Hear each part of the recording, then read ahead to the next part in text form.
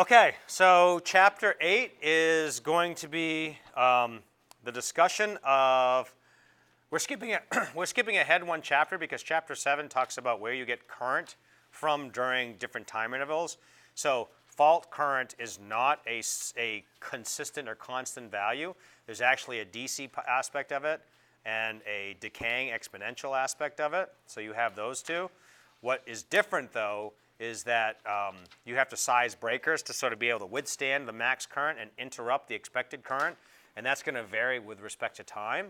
So that's fault analysis in the sort of that time varying stage. We'll come back to that if we have time and interest, depending on a couple of factors.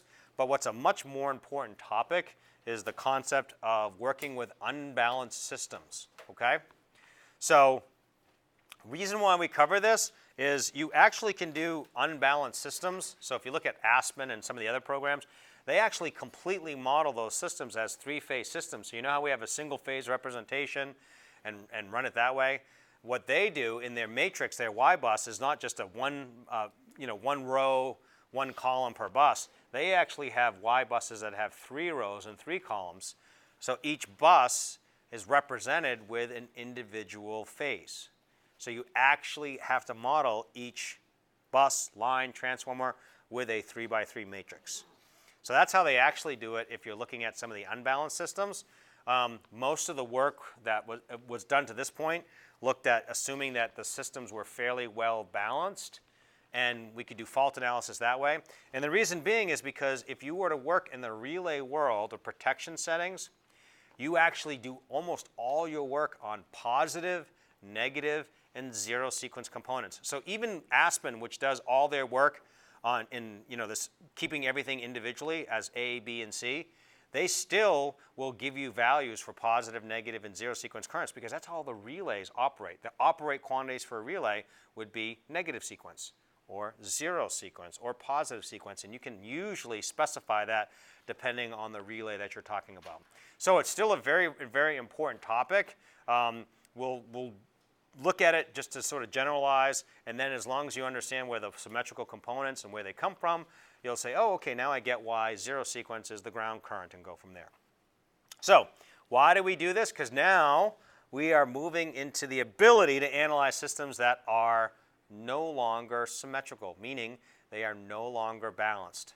Phase A does not lead phase B by 120, which leads phase C by 120, and the magnitudes are not all the same. And if you think about it, well, why would you want to do that? It's impossible to make real-world systems perfectly balanced, right?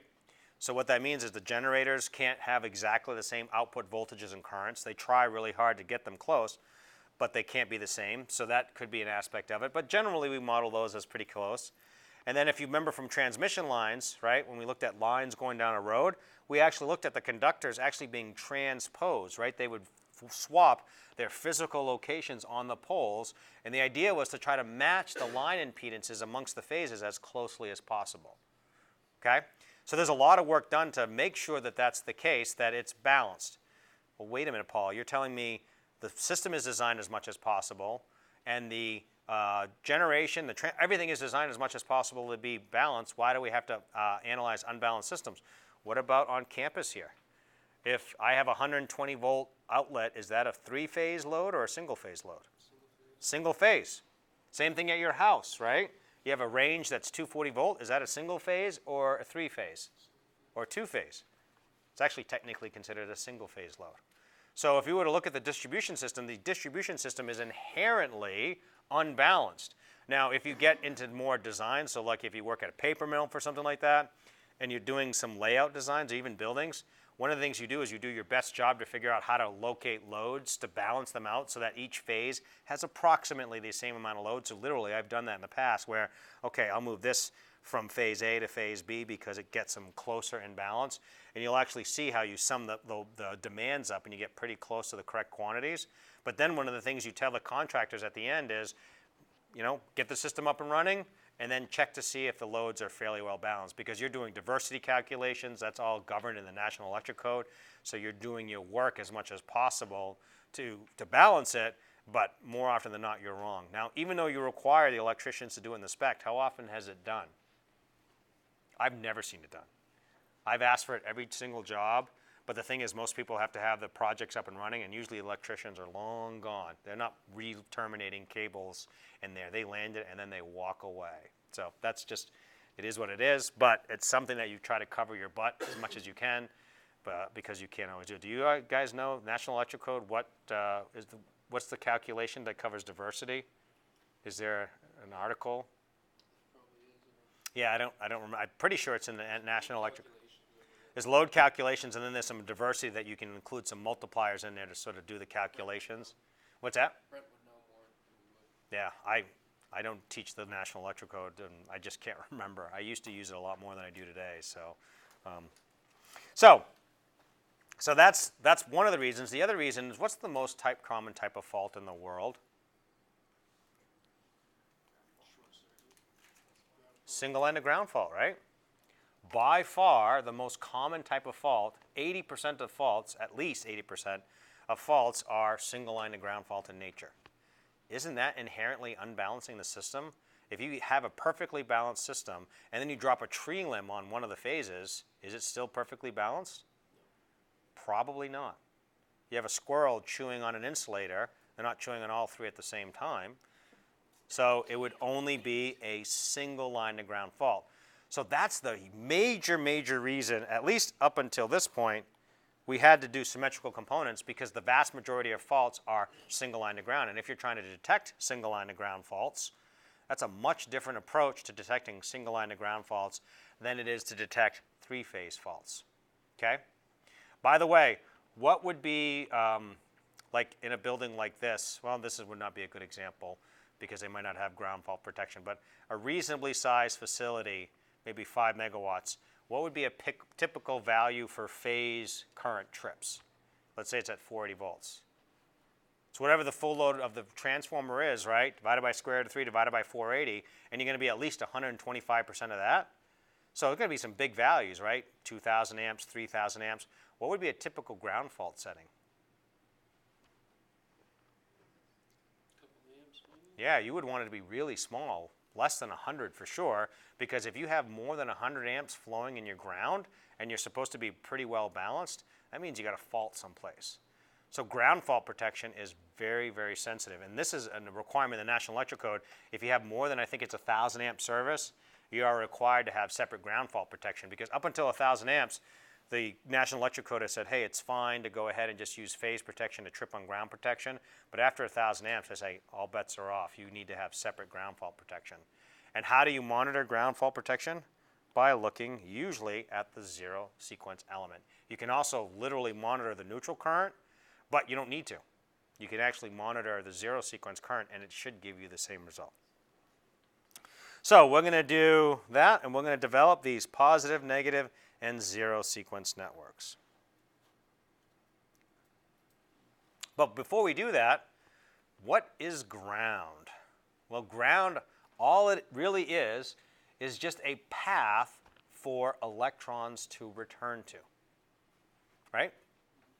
So in my house, which was built in 1941, if you go upstairs, before I bought the house, they had actually had outlets that were designed with a ground, but there actually was no ground wire that ran up there. And you can sort of work around that because I have ground fault circuit interrupters in the panel. So if my kid is touching something and they get zapped, it'll protect them from getting zapped. But why would they only run with those two prongs? And so essentially what I'm saying is, back in the day, if you looked at an outlet, it's all you had, right? Now, if you want to get really fancy, I think it's like this. Everyone is grounded. I don't think you can buy ungrounded ones anymore. You have to have ground capability, but it doesn't have to be grounded because, like I said, I've got outlets that at mine that are not grounded. So the idea here is that back in the day, they thought it was better not to have grounded systems, because if you have a ground, right? So let's say that I've got a three-phase system here. 1, 2, 3. And then this is somewhere it's connecting into a transformer or a generator. And so this is the Y connection, and I'm only showing a part of it. So that would be grounded. But back in the day, this would be open. Well, the reason being is because if I have a ground over here and this is open, this is a source of energy, right? So the electrons are going to flow up through and back through another circuit, right? They've got to get back from point A to point B. So ground would actually does provide that path. So if you take the ground away, right? So let me do a little bit better representation of a source. So plus to minus, I have a fault to ground over here. How much current flow? What is the resistance?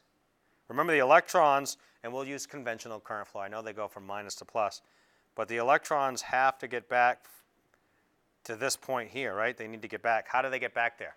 Through the earth. There's no connection to Earth, though, is there? So if it's an ungrounded system, there's no connection. It's only when I put a ground here is that the electrons can actually flow through ground and back to the minus terminal, right? Because you have to be able to flow through the system that way. So why ground it? Why not go back to the day when things were ungrounded? Safety. It's all it is safety. Because if you've been working on the principle that, you know what, I can walk up to an outlet and stick my finger in it and nothing's going to happen for 20 years, and then all of a sudden I have a failed piece of equipment or wire, that ground gets connected there, now I have a path to ground. So if I touch this system and then I touch it, let me draw it again over here. So here's my plus minus. Here's the ground that I have. And then I come along over here and touch this part, right? And I'm leaning on ground. Now I have a path through me to return back, right? I don't need to go to the load. So the whole reason why we ground things is to make it safer, because every system is going to fail. You're going to get a fault and it'll trip. If you ran an ungrounded system, it would appear to be, it is more reliable, but you would actually end up having a problem with safety. So here's a word to the wise. If you work in designing systems, you damn well better not design an ungrounded system. If you do, and something happens, you're in trouble. I personally don't know of any truly ungrounded systems unless it's DC, right? That's the thing about your car, right? You have the plug-in in your car. Does anybody ever look at they're coming with 120-volt plugs now in cars. Mm-hmm. Have you seen any ground plugs there?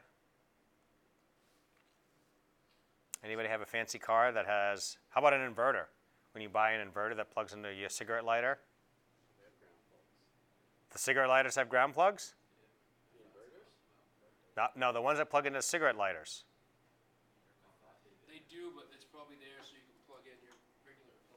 Yes, it's probably not. It might use the concept of chassis ground, but that's not earth ground, right? So that little terminal doesn't actually connect to, unless the tires are made of metal, right? It's not going to connect to earth ground. I think the inverters have that grounding plug just so that you can plug stuff into it. So you don't. Yeah, I was thinking with car manufacturers.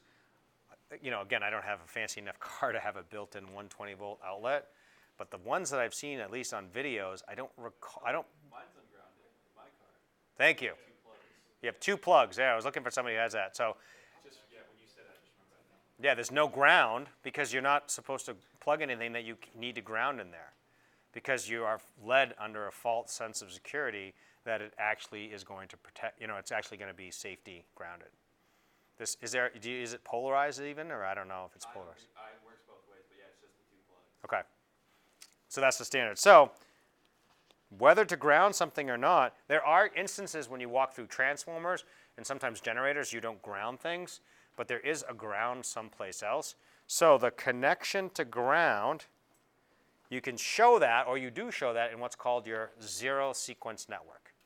That's going to show up in your zero sequence network, and that should make more sense.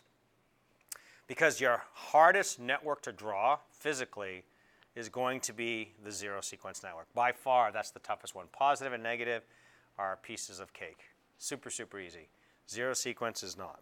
So how do you include it? Well, you just put in here, you put we'll call it Z neutral.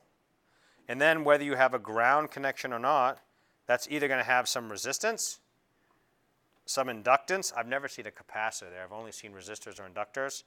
Or it can be open. Or it could be a short. Now, sometimes you see transformers in the grounds of generator, and that has to do with limiting fault currents, ground fault currents to very low levels. But that's basically just going to reflect the impedance of the resistor or the inductor through the transformer to increase that impedance. So, yep, so this is a little off topic, but that's okay. So when I have a three-phase generator, right, I have 3 windings, and these are usually connected in a Y. Not always, but almost always. I've seen a couple deltas, but not a ton. And then in the connection to ground, you can have a short if it's a small generator. You can have a resistor or an inductor if it's medium, or you can have a transformer. And the reason why you have a transformer here, this takes the voltage. Let's say it's a 15 kV generator. So 15 kV down to 240 volts. All right? It's much easier to find a resistor that's rated for 240 volt operation than 15,000 volts operation, right? Because it's got to be insulated. This resistor size here can be 3 ohms or something like that, right? Because when you do the turns ratio squared and reflect that over, that might look like 10,000 ohms. And the purpose of it is the current to ground at most would be limited to 10 amps. That's high resistance. That's called a high resistance ground. If you have no transformer in here, just a resistor, that's almost always called a low resistance ground. So you have 4 different system types. Solidly, low, high. What would be the 4th one? Un. Just like my English. No, I've never, ever, ever, ever, ever seen a capacitor in the ground circuit. Never. I'm not saying they don't exist. I've just never seen it. I've never seen anyone written up on it. I don't know why. I would imagine that you can probably store voltage across there. So it could create some issues where an inductor eventually looks like a short circuit impedance-wise, right? Where a capacitor is going to eventually be an open circuit, so that would open up, and you could actually get high voltages. I'm assuming, but I don't know. I've never analyzed it. So those are the 4 different cases, and based on that, you just substitute in for your value of Zn. Okay?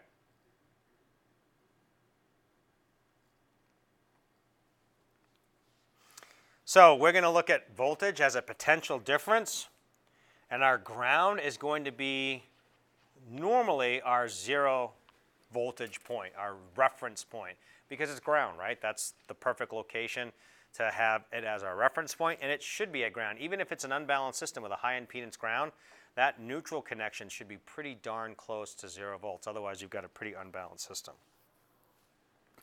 And that's, I think, what I said here about no neutral current, and you ground it from a safety, and you also do protecting of equipment.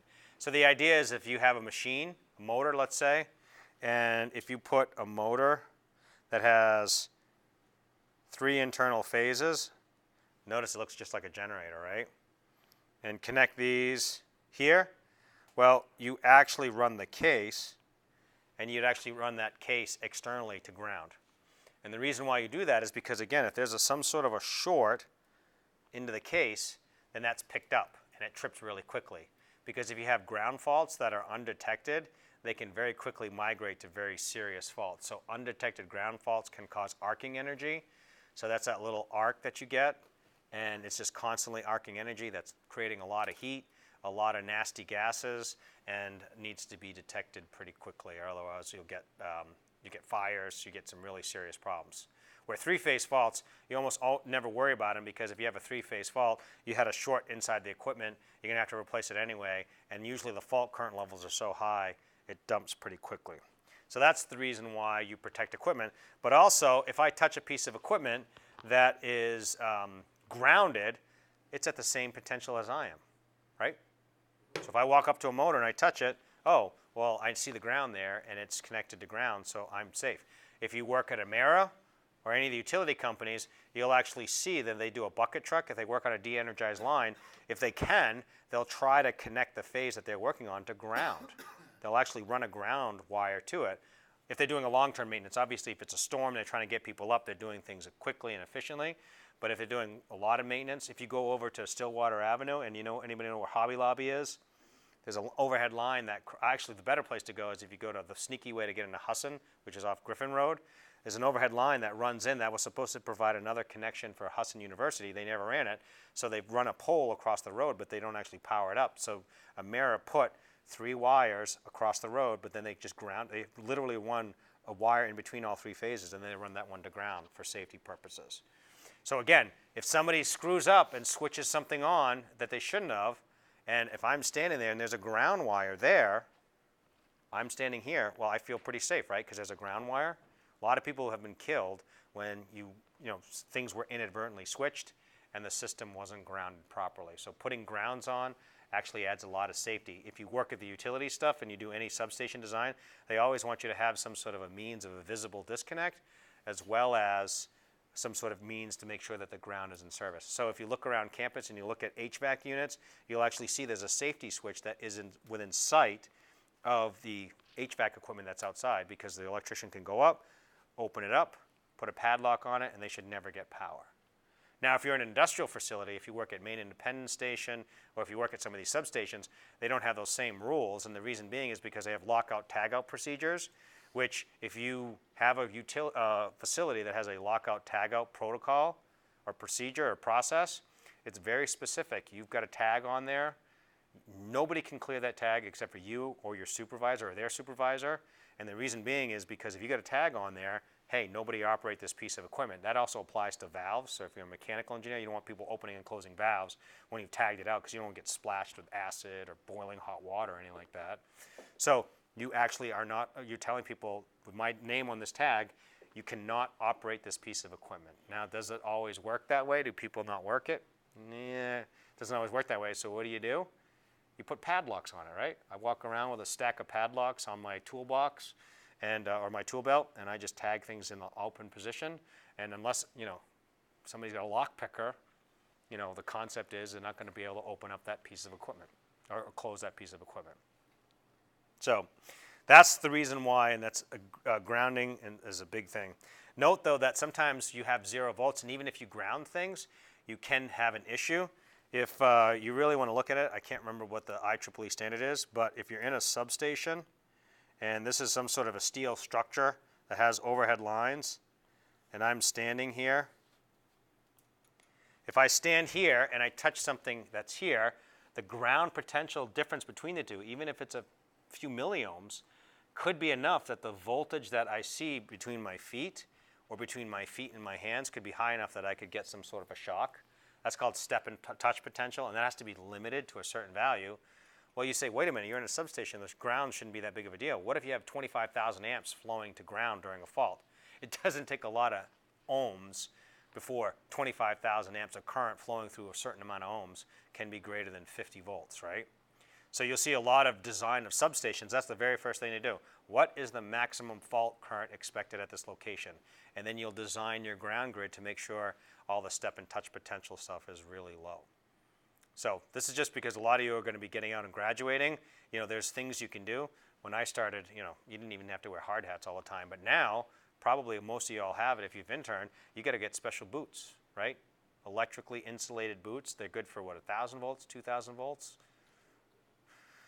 I don't know, but they're designed with rubber soles, and there's enough rubber so that you can walk, and that provides an additional 1,000 or 2,000 volts of additional protective insulation.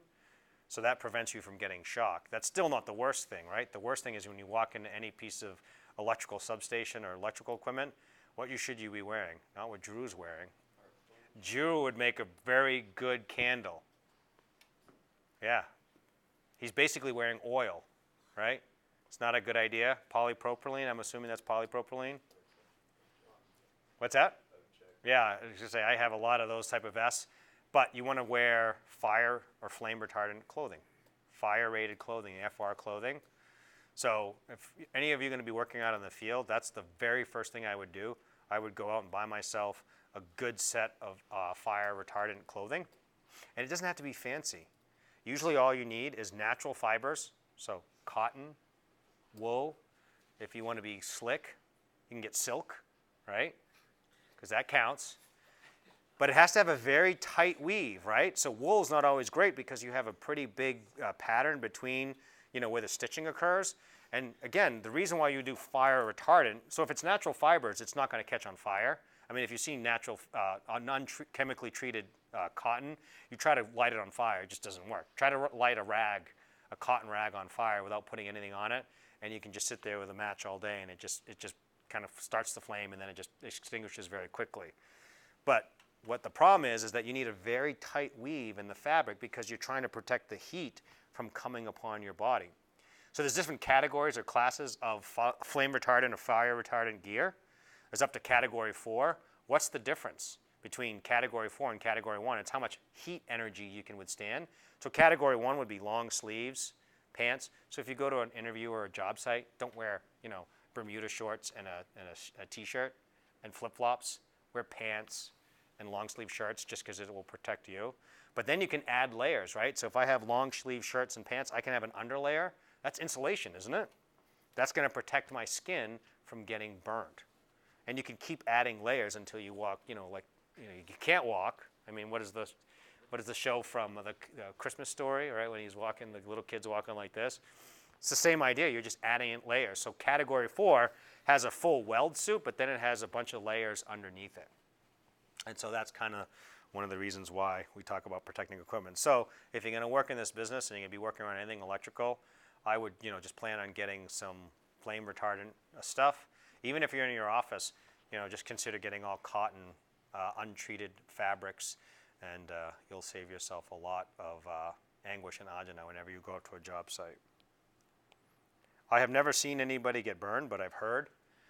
Somebody I worked with in the past, he worked in a mirror, and somebody somehow dropped they were putting grease on breaker connections, and they were doing maintenance on a live something or other, I don't know, and they dropped this little tube of grease that was metal, and it arced, and he said the arc hit this person who was his friend or whatever, and he said, and it was really sad, and he said this really well, because he said it took him 3 days to die, which is a sad way to look at it, right, because you think he was going to live, but I guess the pain is excruciating. My mom had third-degree burns on 15% of her body. She spilled some hot soup on her, and she spent 23 days in the hospital at Portland. This was a couple years ago. I got a speeding ticket getting to Portland because she was in the ER, and the police officer wouldn't let me go. I was doing 83 and a 70 because I was trying to get there, try to be safe. What's that? So did he pull you over? I asked, I said, officer, I'm sorry, my mom was in the hospital. She's in the ER at Maine Med because they couldn't treat her in the area. But anyway, so that's the idea, right? I mean, you try to just protect yourself because that's the worst. Most people think about getting electric shocks as the worst. You're way better off to get some sort of a shock than to get burned. I mean, anybody here had a sunburn? I know last time I had a sunburn, I whimpered like a little baby. It hurts. Even and that's I don't know what degree that is, probably first degree sunburn, right? Anybody here ever had third degree burns? Second? Yeah, you blister and your skin and all that stuff. What's that? Yep. Yes, yep. He got bit.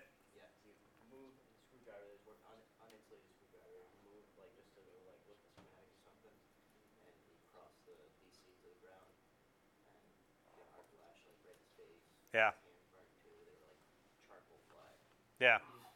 I think I told the story too when I was working, and this is in Houston, and I was working on a startup, and this electrician was told to go put these covers on these batteries, and so he was working with a ratchet, uninsulated, and he went across 2 phases, and then you heard this bang, a scream, and then he came out with, he had to be let out because he was blind because the arc was so bad.